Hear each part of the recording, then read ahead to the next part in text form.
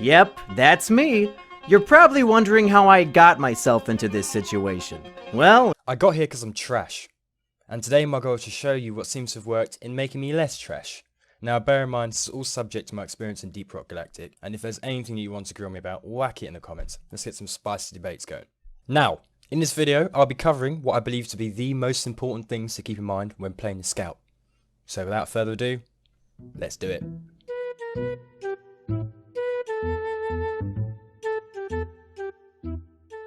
Use a motherfucking flare gun is arguably the most useful tool in the game and should be the very first thing you do when entering a cave as Scout, because seeing is good, and if you don't... Hey,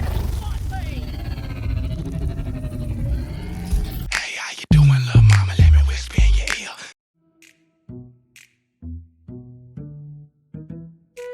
ear. Rule 2.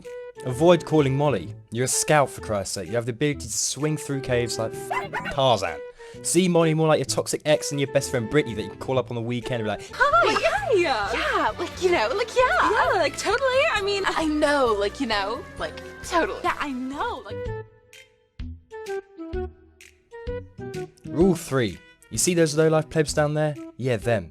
You're better than them. Don't bother collecting scraps on the ground. Leave that to the peasants. In other words, collect the hard-to-reach stuff, seeing as there's little points you roll if you just collect the stuff on the ground.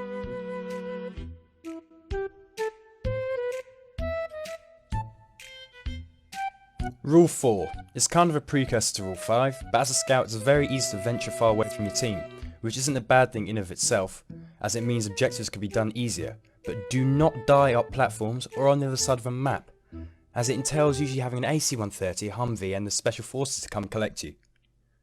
Having said that, it is easily done, but a nightmare for your team if you do so.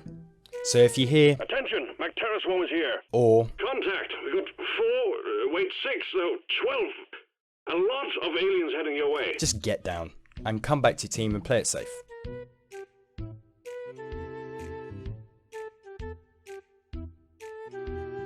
Rule 5. Survival is key.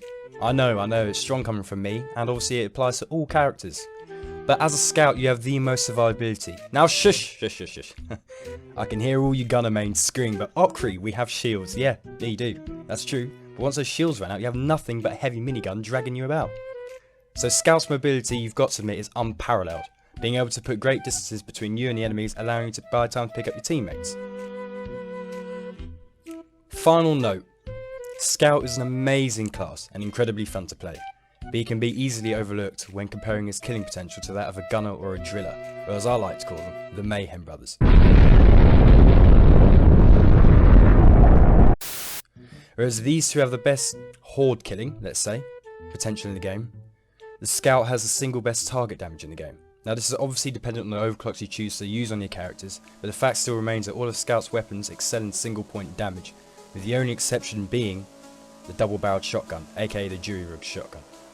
So in other words, think of the Scout as an assassin, being able to eliminate high-priority targets such as Spitballers, Broodnexes, Nanocyte Breeders, Glyphid Spitters, Mactera, Wardens, Menaces, Nyack, whatever the fuck that is. But what I'm saying is you're a Deep Rock Galactic Special Forces. Think of yourself as the SAS. Because it isn't about how many you killed, it's about what you killed. Cheers. Bounce with me now, bounce with me now.